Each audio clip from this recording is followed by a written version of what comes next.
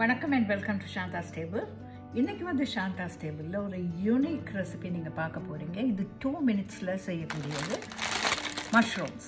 அதாவது காளான் வகைகளில் வந்து நிறைய இருக்குது, விதமான காளான் வகை இருக்குது. ஸோ இன்றைக்கி நான் செய்ய எடுத்தது வந்து ஒயிட் பீச் மஷ்ரூம். ரைஸோடையோ அப்படி இல்லைன்னா நூடுல்ஸோடையோ நீங்கள் சாப்பிட்றதுக்கு இது ஒரு அருமையான டிஷ். இது ரொம்பவே சிம்பிள். கொஞ்சம் இன்க்ரீடியன்ட்ஸ் தான் இதுக்கு முக்கியமாக தேவை. வந்து பூண்டு பாருங்கள், சாப் பண்ணி வச்சுருக்கேன். இது வந்து ஒரு 5-6 பூண்டு சாப் பண்ணியிருக்கேன். கொஞ்சம் உப்பு வேணும், க்ரஷ்ட் சில்லிஸ் வேணும். இது வந்து சோயா சாஸ் எடுக்கிறப்ப வந்து லைட் சோயா சாஸ் எடுங்க. இது பாருங்க, இது வந்து ஸ்வீட் சோய் சாஸ். ஆனால் ஒரு விஷயம் என்னென்னா, சாஸஸ் உபயோகப்படுத்தும் போது கொஞ்சம் அதில் சுகர் அதிகம் இருக்குன்றதை நான் உங்களுக்கு கண்டிப்பாக தெரியப்படுத்தணும். 1 டீஸ்பூன் சாஸ் நாங்கள் சேர்க்கும் போதே அதிலிருந்து நிறைய சுகர் எங்களுடைய உடம்புக்கு சேருது.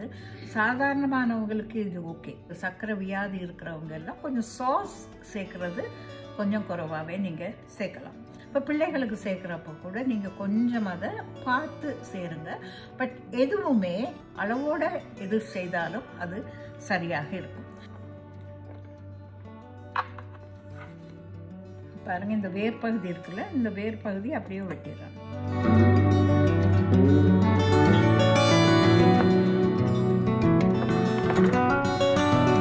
அது மட்டும் இல்லை, இது அலசுறப்ப வந்து நீங்க ஒரு ஸ்ட்ரெயினர்ல போட்டு அலசணும். ஸோ இதை அப்படியே ரன்னிங் வாட்டரில், இப்படி டேப்பில் இருந்து ஓடுற வாட்டரில் அப்படியே நீங்கள் அலசி கொஞ்ச நேரம் அந்த தண்ணியை நீங்கள் வடிய விட்டுறணும். ஸோ நல்லா அலசி தண்ணி வடிய விட்டுருக்குறோம். பாருங்கள், 1 டேபிள் ஸ்பூன் ஆலிவ் ஆயில். எண்ணெய் சூடான உடனே இந்த கார்லிக்கை போடுங்க.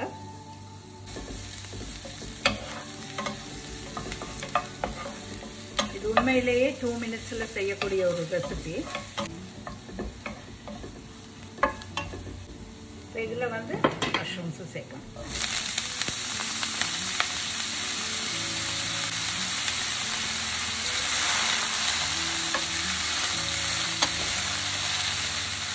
அதுக்கு தேவையான அளவு கொஞ்சமாக உப்பு, ஒரு 1/4 டீஸ்பூன் உப்பு.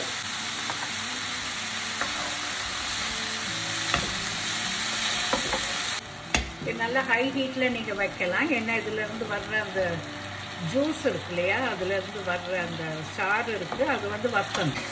இப்போ பாருங்கள், இதில் வந்து இருக்கிற அந்த தண்ணி, இது விட்ட தண்ணி அப்படியே வற்றிக்கிட்டு வருது.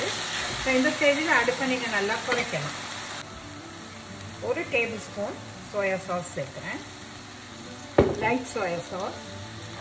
ஒரு 1/2 table spoon sweet soya sauce.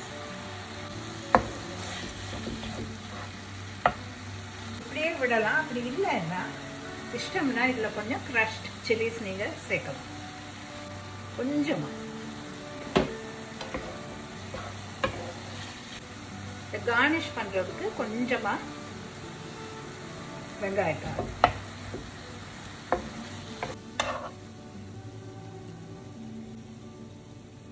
பார்க்க ரொம்பவே டெம்டிங்காக இருக்குது. பாருங்கள், இப்படி ஒரு ஃப்ரைட் ரைஸோடு சர்வ் பண்ணால் இன்னுமே ரொம்ப நல்லாயிருக்கும். எல்லோரும் ட்ரை பண்ணி பாருங்கள்.